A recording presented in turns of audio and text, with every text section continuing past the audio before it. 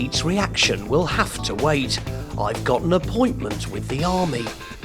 Now I remember, at 8 years old, the image that got me into motorcycling was that of these crazy military men making human pyramids on motorcycles. And would you believe 40 years later, they're still going? The Royal Signal's motorcycle display team, also known as the White Helmets, is made up of a group of 30 serving soldiers.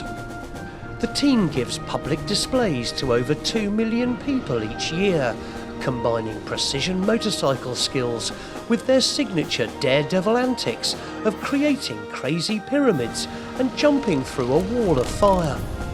The commanding officer just happens to go by the name of Captain McFun. It all started in 1927. Riders of the Dispatch Rider Squadron, based up in Catterick, started performing tricks and stunts on their motorcycles and horses. We're called White Helmets. There's a bit of a development there. Back in the First World War, you couldn't see the Dispatch Riders moving around, so they used to paint the front of the front plate white so they could be seen. And that developed into wearing the white helmets, and here we are today. All the team members are soldiers who volunteer from within the Royal Signals.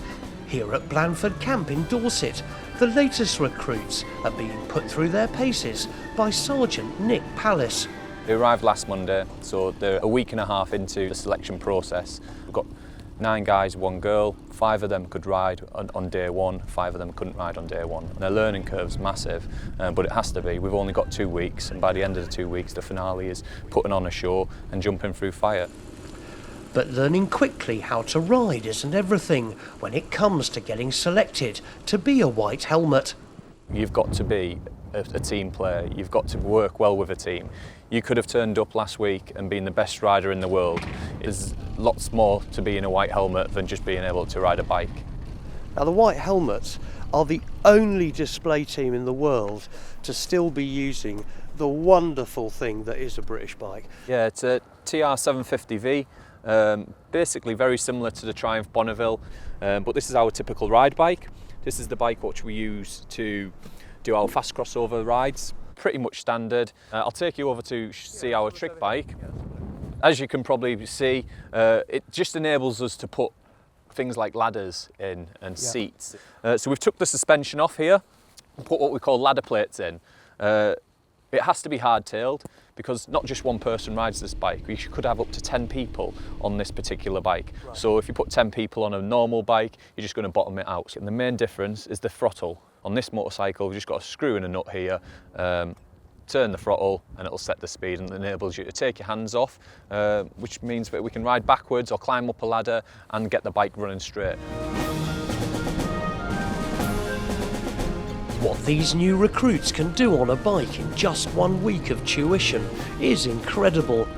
The big question though is, would I stand a chance? I'm going to put you through your paces now, so we'll get this started and we'll go for a little bit of a spin. You're going to start it for me, obviously.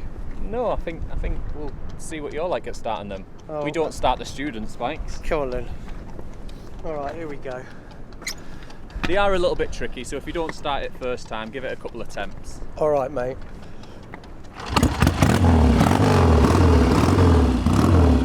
That's got to be good, huh? It's a great start to the proceedings. Well, off we go. But what's slightly disconcerting is so Sergeant Pallis can assess my riding at all times, he's decided to ride his bike backwards. Oh, that's madness. How'd you do that? That's crazy. You're doing good. I'm good, mate. I'm in control. Oh, that's crazy, Nick. Do you know what? Watching you, I completely forgot about what I was doing. That is incredible to see it, and also see the skills so close up, mate. Yeah, thank you. It's what we practice. It's what we pride ourselves on backwards. The White Helmets do everything backwards, in reverse, we say. But it gives me a better opportunity to watch your poor clutch control. What?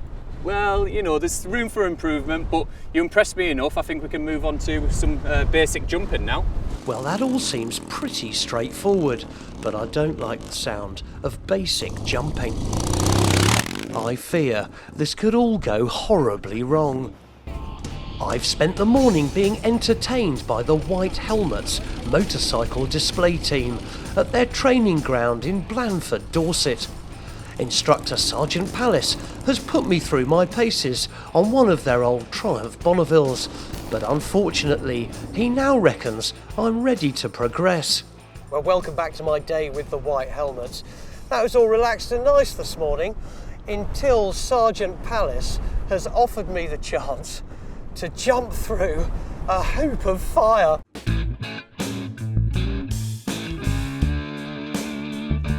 The White Helmets are famous the world over for jumping their old British bikes through fire as the finale to their shows. The first part of the training for all new recruits is to get acquainted with the ramp. So this is it?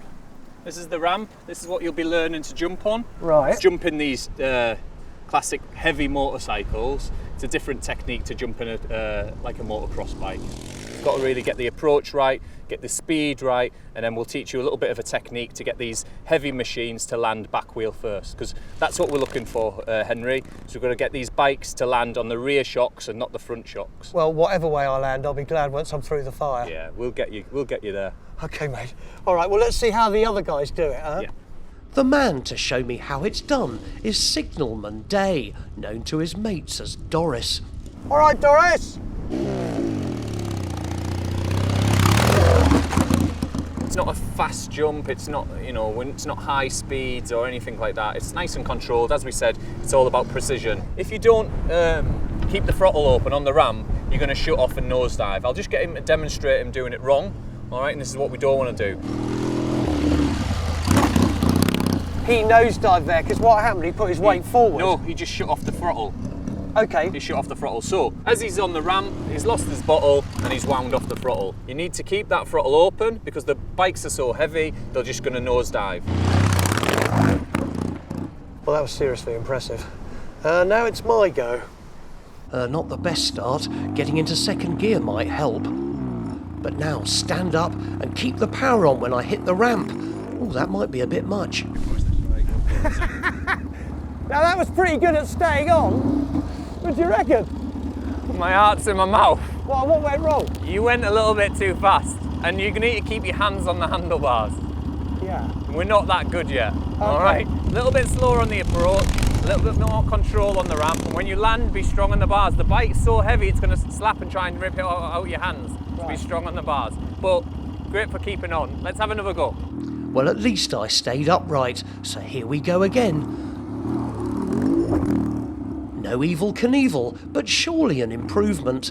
Blimey! How'd you find that, Henry? Oh, lots of fun, mate. Yeah, you look confident enough. We had a couple of scary moments there now and then, but your last jump there was perfect. Okay. It was great stuff. You look safe enough. The next step's the fire, really. Put the fire in. Are you ready for the fire jump? Not really at all. Watching Sergeant Pallis douse the straw with petrol makes a minute seem like an eternity. My heart's pounding and my nerves aren't helped by the 6 recruits behind me yearning to fall about laughing. Okay, Henry, relax. Keep the throttle constant, not too fast, keep it straight and don't burn me beard.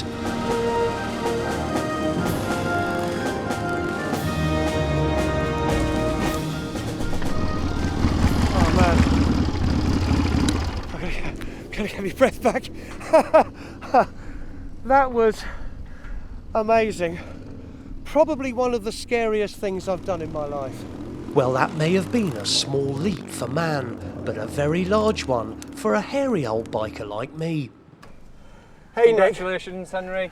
I don't know how I landed. No, you got through it in one piece. You still got a bit of beard left. That was great. Do you know what? Coming through it, you can feel the heat well before it. Yeah. Which sort of sets the alarm bells off. What, I'm going to jump through that? Yeah, that's why we call it really a wall of fire, because there's that much heat coming from it. It's like hitting a wall. Thank you so much. No, it's been a pleasure.